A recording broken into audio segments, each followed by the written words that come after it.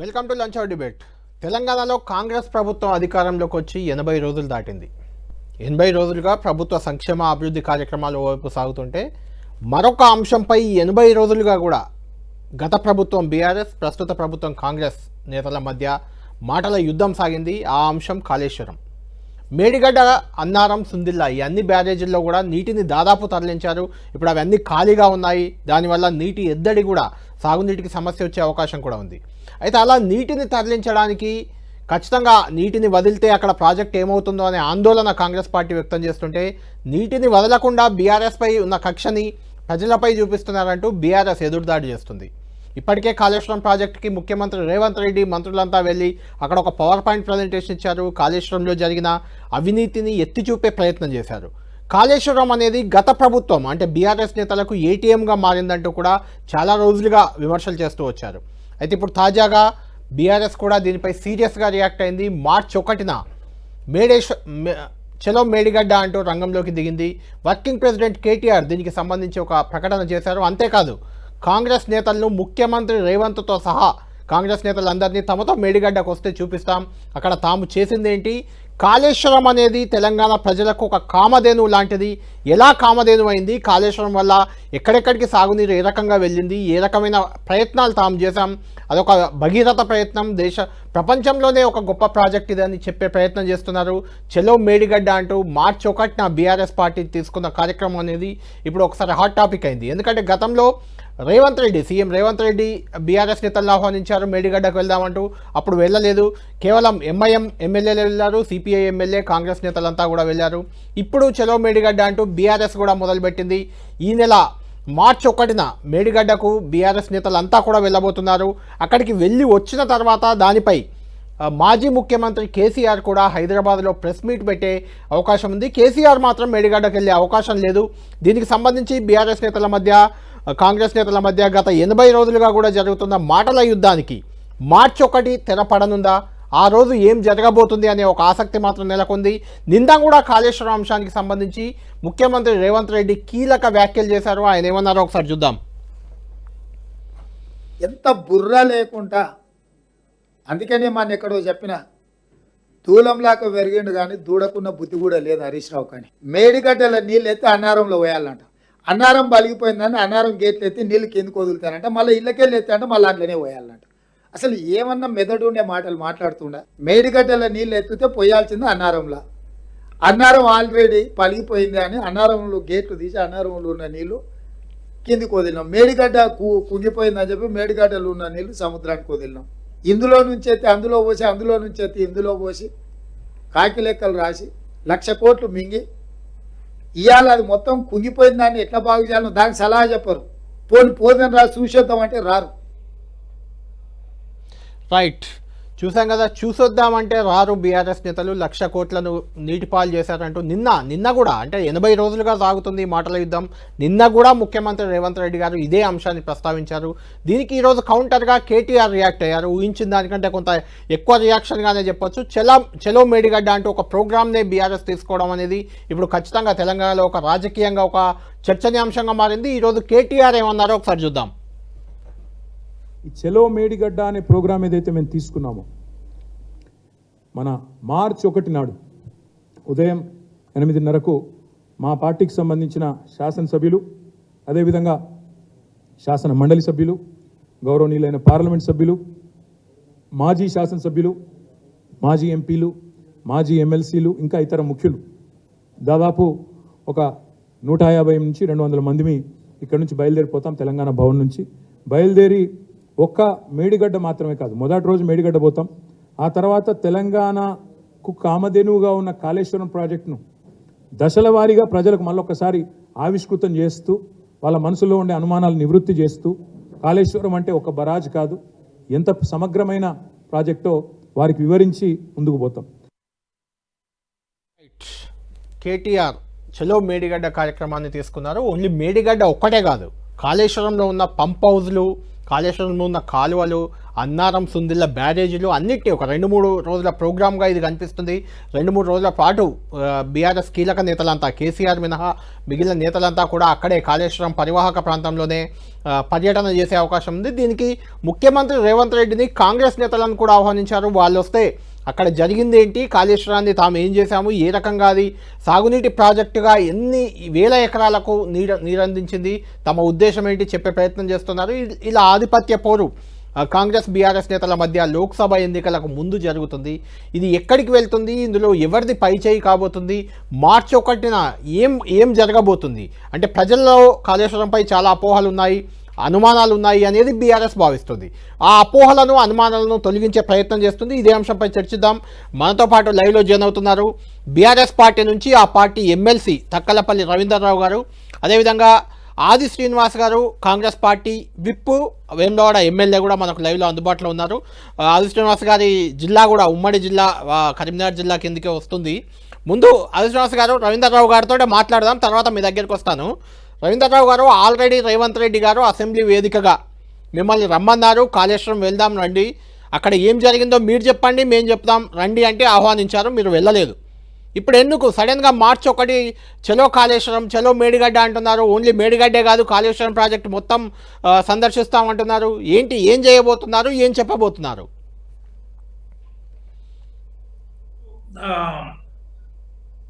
కొత్తగా చెప్పాల్సిన అవసరమే లేదు కళ్యాణ్ గారు. నల్లగొండలో మేము సభ పెట్టుకున్నాం కనుక కౌంటర్ గా ఆయన తీసుకుపోదలుచుకున్నాడు.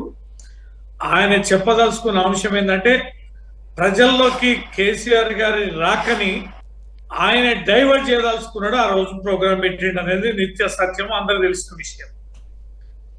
మేము 1వ తారీఖు నాడు పెట్టే అంశం ఏంటంటే వాస్తవంగా వ్యవసాయానికి ఇబ్బందికరంగా ఉంది, సాగునీరు అందించాలి, ప్రత్యామ్నాయ మార్గాలని మీరు వెంటనే చేపట్టండి, పునరుద్ధరించండి, కుంగిన పిల్లర్ల స్థానం ఎలా నిర్మాణం చేయాలని, లేదా కాపర్ డ్యామ్ గట్టైనా పంప్ హౌజ్ల దగ్గరికి నీళ్లు రప్పించండి, సాగునీరు పంపింగ్ చేయండి, ఇది సాధ్యం అవుతుంది అని మేము అడ్వైజ్ చేసినాము. అసెంబ్లీ పరంగా చేశాం, మీడియా పరంగా చేశాం, ప్రజాక్షేత్రంలో చేశాం. ఏమైనా పొరపాటు జరిగి ఉంటే సాంకేతికంగా జరిగిన, అవినీతి పరమైన ఆలోచనతో జరిగిన మీరు కమిటీని వేయండి, విచారణ చేయండి, విచారణ చేసి తగిన చర్యలు చేపట్టండి. దానికాడ ఎవరికి అభ్యంతరం లేదు. కానీ ప్రజలకి ఇబ్బంది కలగొద్దు, పంటలు ఎండిపోవద్దు, భూగర్భ జలాలు కూడా అడిగంటినాయి, వ్యవసాయానికి ఇబ్బందికరం చేయొద్దు, ప్రజలని ఇబ్బంది కల్పించే చర్యల కోసం మీరు రాజకీయంగా దీన్ని వాడుకోకండి, కాలయాపన చేయకండి. ఎండాకాలం వస్తుంది, ఈ 3-4 నెలల్లో దానిని పునరుద్ధరించవచ్చు, వేగవంతంగా మీరు ప్రత్యామ్నాయ చర్యలు చేపట్టండి అని మేము చెప్పదలుచుకున్న అంశం, చెప్పే అంశం. దీనిని పెడచెవిన పెట్టి ఎంతసేపు రాజకీయంగా దీనిని సద్వినియోగం చేసుకోవాలి, కేసీఆర్ గారి పాలనని అవినీతిమయ పాలనగా అంటగట్టాలి. 1,00,000 కోట్లు అన్నారు, జరిగింది 84,000 కోట్లు అనేది చెప్పారు. 84,000 కోట్లలో మిగతా అంత కలిపి బ్యారేజ్కి ఎంత కట్టి ఉంటారు? మేడిగడ్డ బ్యారేజ్కి 2,000 కోట్లు, 2,500 కోట్లు అయి ఉంటాయి. మరి మిగతా పంప్ హౌస్లు ఏంటి, కాలువలేంటి, సొరంగాలేంటి, మరి రిజర్వాయర్లు ఏంటి, ల్యాండ్ అక్వేషన్ ఏంటి, మిషన్ భగీరథకి కనెక్టెడ్ ఏంటి, మిషన్ కాకతీయ ద్వారా చెరువులకు అనుసంధానం ఏంటి, ఇది అంతా కలిపితేనే కదా కాళేశ్వరం ప్రాజెక్ట్ అనేది. దానిని పక్కకు పట్టించడానికి బ్యారేజ్ మీద కుంగిన పిల్లర్లని మీరు కాళేశ్వరం 1,00,000 కోట్ల అవినీతి అని ముద్ర వేస్తున్నారు. ఇది సరైనది కాదు, వాస్తవం కాదు. ప్రజలని పక్కదోవ పట్టించి ఈ పార్లమెంట్ ఎన్నికల్లో మీరు లబ్ధి పొందడానికి చేసే కుట్రని తప్ప మరోటి కాదు. రాజకీయ పబ్బాన్ని మీరు పక్క పెట్టండి.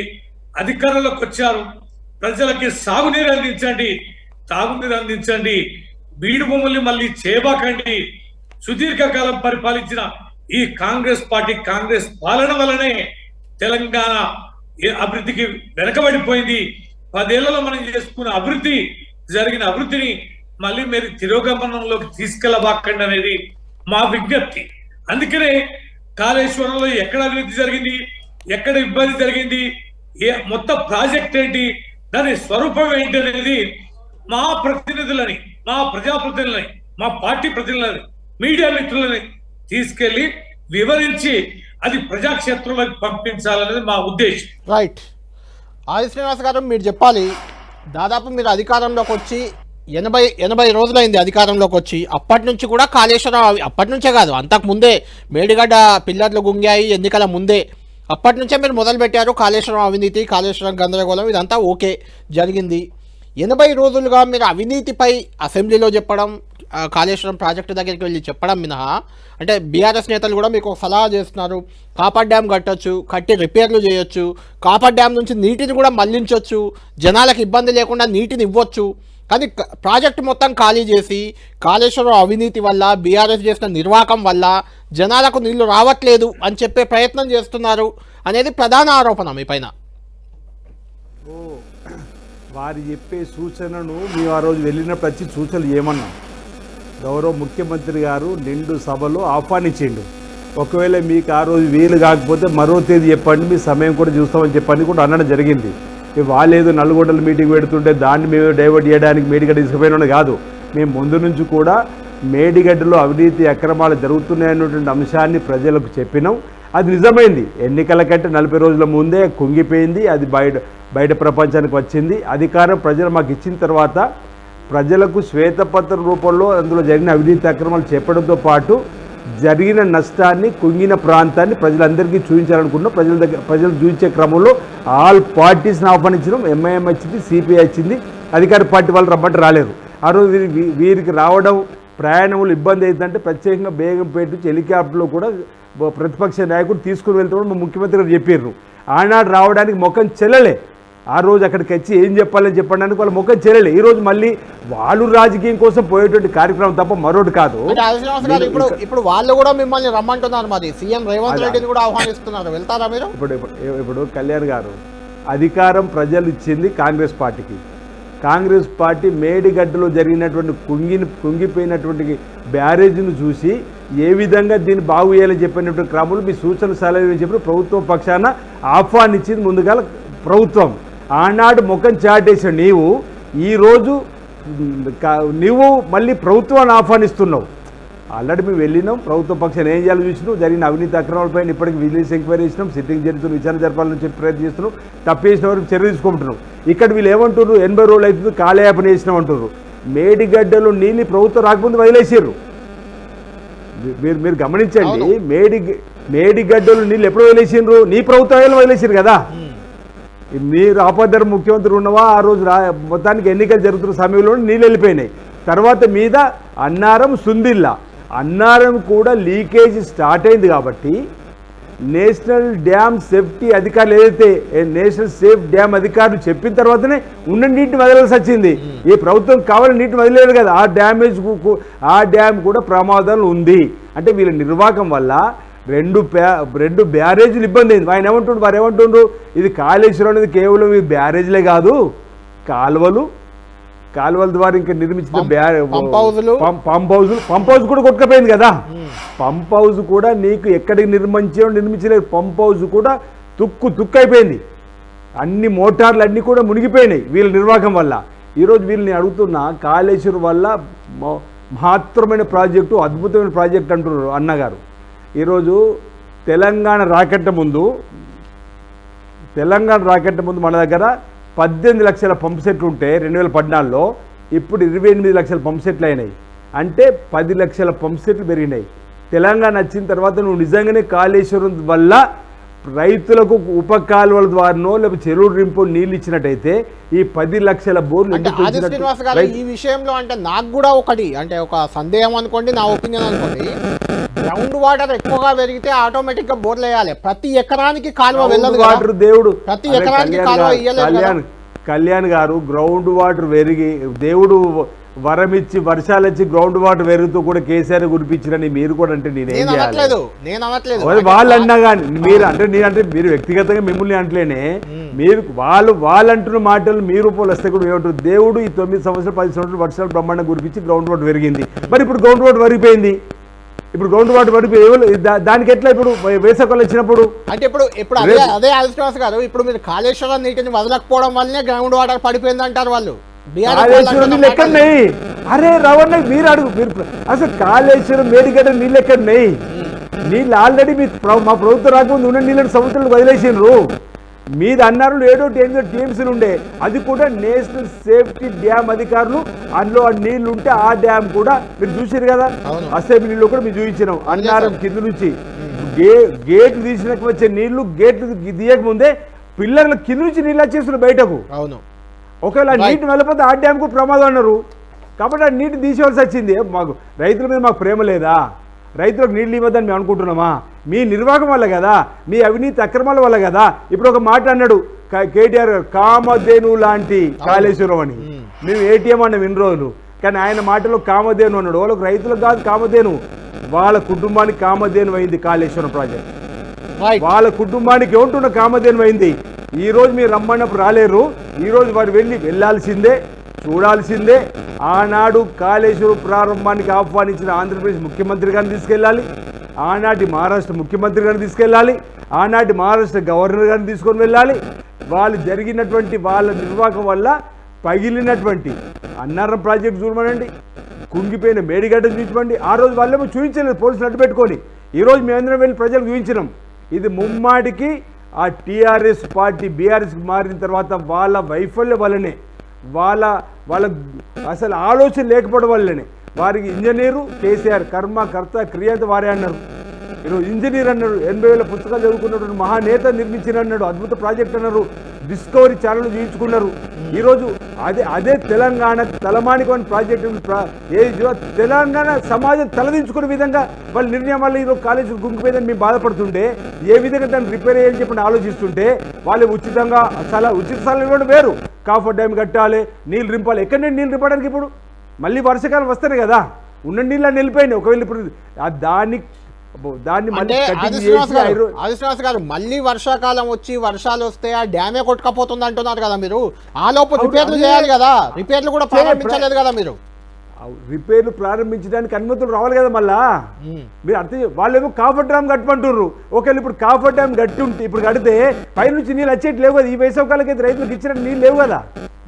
ఇప్పుడు మళ్ళీ నేషనల్ సేఫ్టీ అధికారులు ఏదైతే మన సూచనలు సలహాలు అధికారులు ఇచ్చిన తర్వాత ఏ విధంగా అసలు కాళేశ్వరం మేడిగడ్డ బ్యారేజ్ను మనం మళ్ళీ రిపేర్ చేసి నీళ్ళను నిలపగలుగుతాం అనేటువంటి సాంకేతికమైనటువంటి అంశం అయితే అధికారులు ఇవ్వాలి కదా.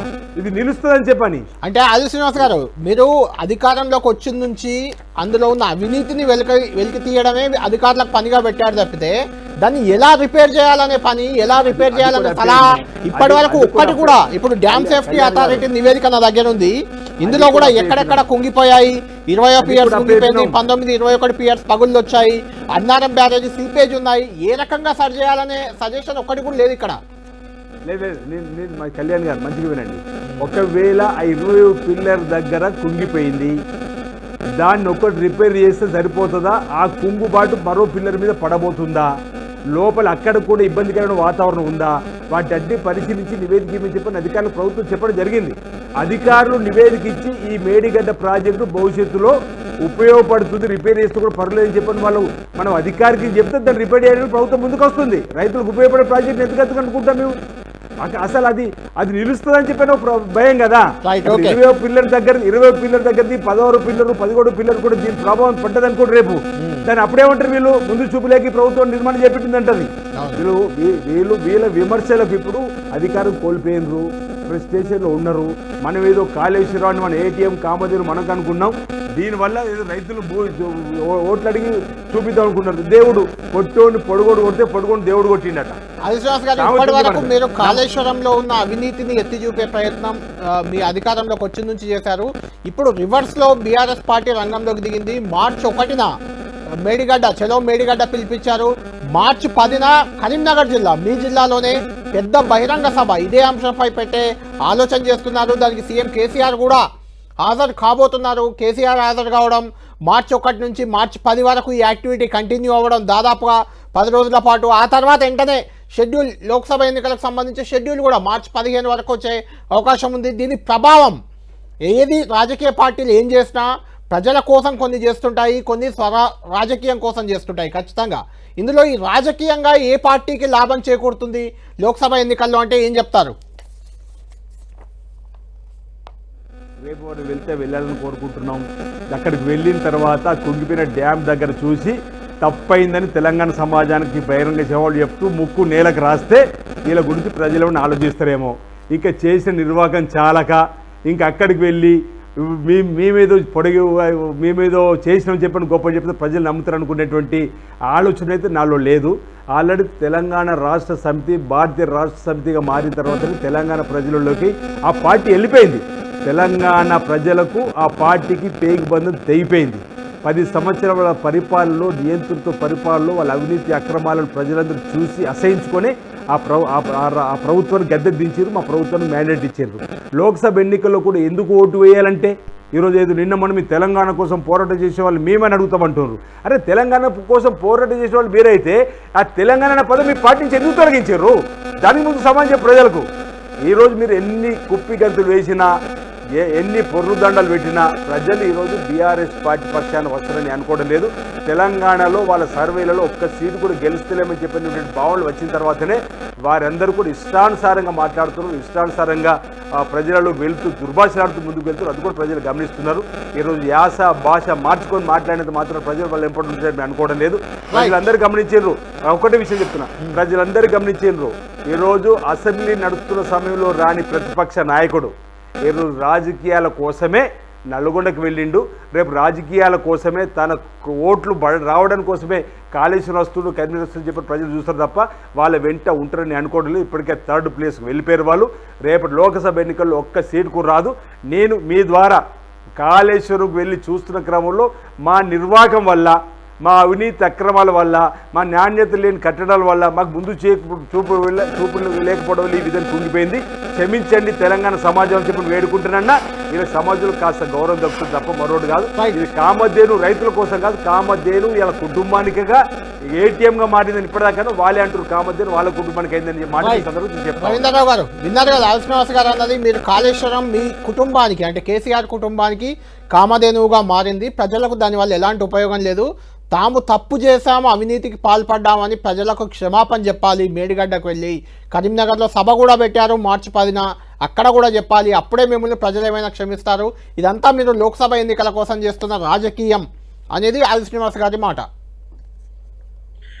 స్వతంత్రం వచ్చిన కాంచి ఏలిన కాంగ్రెస్ పార్టీ, కాంగ్రెస్ ప్రభుత్వం చేసిన దుశ్చర్యల ఫలితంగానే తెలంగాణ ఎంత బీడుబారిందనేది తెలుసు. వారికి చాలా పెద్ద పెద్ద మాటలు మాట్లాడుతున్నారు. ఇట్లాంటి మాటలు మాట్లాడి అధికారంలోకి వచ్చేందుకు ఇంకా ఎంతకాలం ఇట్లాంటి మాటలు మాట్లాడి ఇంకా పీఠంలో కూర్చుంటారు అనేది ప్రజల స్పందన కొద్ది రోజుల్లోనే తేలుతుంది. ఇక్కడ వీరనేది ఏంది, దేవాదుల ప్రాజెక్టు కళ్యాణ్ గారు ఒక విషయం మాట్లాడాలి.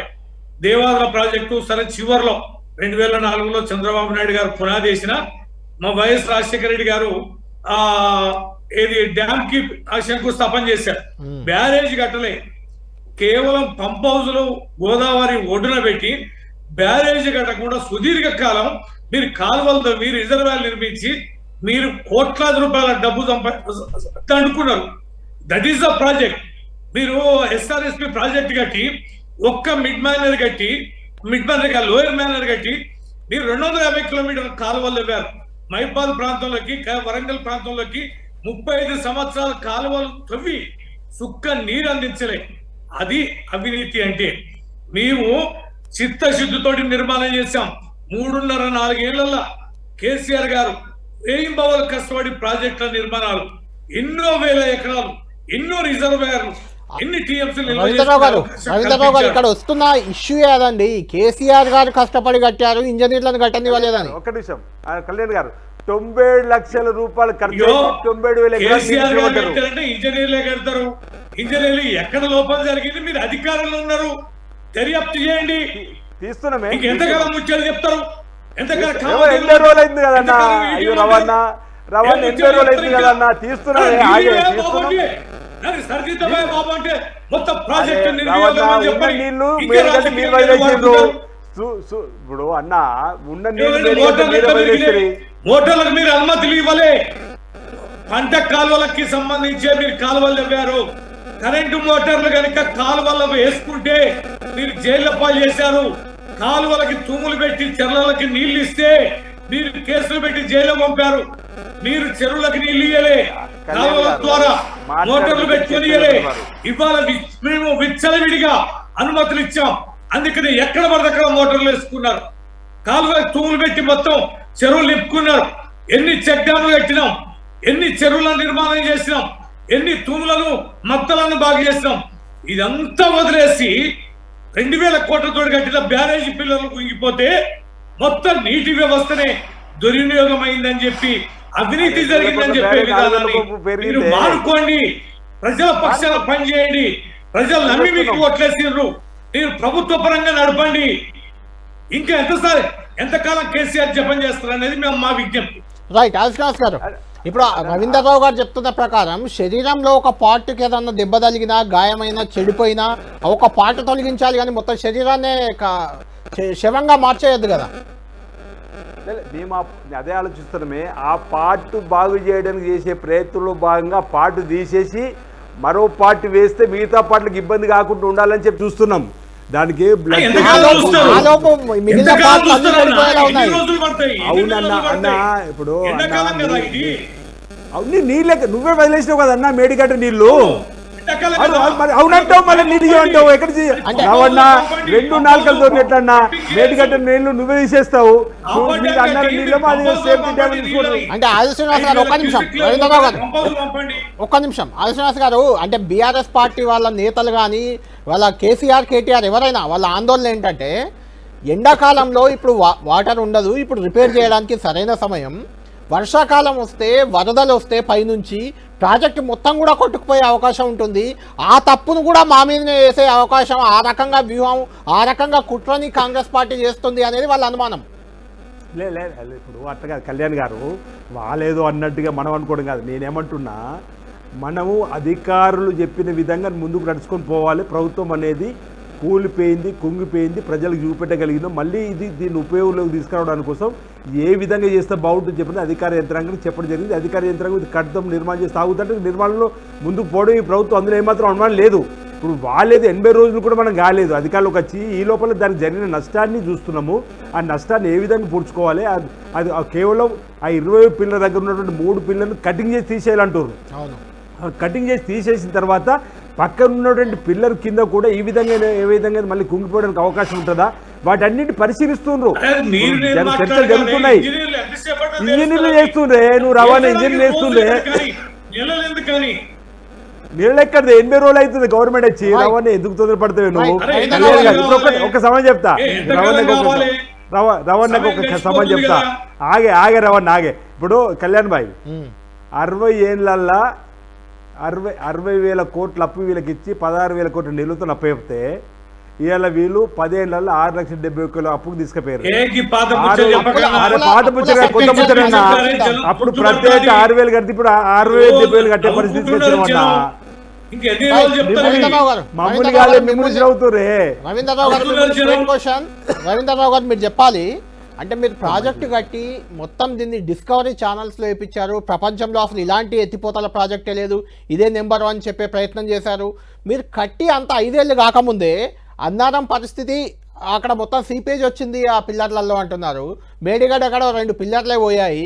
ఈ పరిస్థితిని ఏం సమాధానం చెప్పుకుంటారు జనానికి మీరు? 100 సంవత్సరాల తర్వాత కళ్యాణ్ గారు 100 సంవత్సరాల తర్వాత హైయెస్ట్ గోదావరి ఫ్లడ్ వచ్చిందనే సంగతి మీకు తెలీదా కళ్యాణ్ గారు? మీరందరూ చూపించలేదా?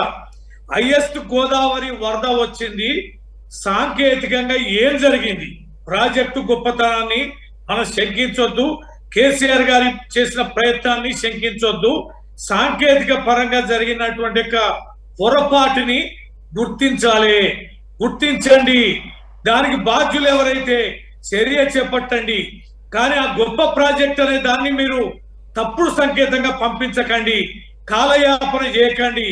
ఈ ఎండాకాలం అనేది చాలా ప్రతిరోజు కీలకమైంది. మీరు ఏది ఏమైనా దాని మీద మీరు ప్రయత్నం చేసి ఆ బ్యారేజీని నిలబెట్టండి, పునర్నిర్మించండి అని చెప్పని ప్రజల పక్షాన మా విజ్ఞప్తి. దీన్ని రాజకీయంగా వాడకండి. ఇంత అద్భుతమైన ప్రాజెక్టుని మీరు దుర్వినియోగం చేయకండి. కేసీఆర్ గారి మీద కోపం ఉంటే, ఇంకెవరి మీదనైనా కోపం ఉంటే మీరు విచారణ చేయండి, తప్పు చేస్తే చర్యలు చేపట్టండి. దీన్ని ప్రజలు కూడా హర్షిస్తారు. అంతే తప్ప మీరు ప్రజల నోరు కొట్టకండి, ప్రజల ఆస్తిని విధ్వంసం చేయబాకండి, దానికి బాధ్యులు కాపాకండి, ఏమరపాటుగా ఉండబాకండి. దయచేసి అర్థం చేసుకోండి అనేది ప్రజల పక్షాన బీఆర్ఎస్ పార్టీ విజ్ఞప్తి చేస్తారు. రైట్, థ్యాంక్ యూ ఆది శ్రీనివాస్ గారు, థ్యాంక్ యూ రవీంద్రరావు గారు. మొత్తానికి ఈ కాళేశ్వరం ప్రాజెక్ట్ అనేది వివాదంలో నలుగుతూనే ఉంది. ఇంకా మార్చి 1న చలో మేడిగడ్డకి బీఆర్ఎస్ పార్టీ కార్యక్రమం తీసుకుంది. బీఆర్ఎస్ కీలక నేతలంతా 2-3 రోజుల పాటు ఓన్లీ మేడిగడ్డే కాదు, అన్నారం సుందిలతో పాటు కాళేశ్వరం ప్రాజెక్ట్ పొడవునా కూడా ఆ పరివాహక ప్రాంతంలో పర్యటించే అవకాశాలు కనిపిస్తున్నాయి. ఆ తర్వాత మార్చి 10న కరీంనగర్లో భారీ బహిరంగ సభకు ఇదే అంశంపై, కాళేశ్వరంపై పోరుబాటలో భాగంగా మార్చి 10న సీఎం కేసీఆర్ కూడా హాజరు కాబోతున్నారు.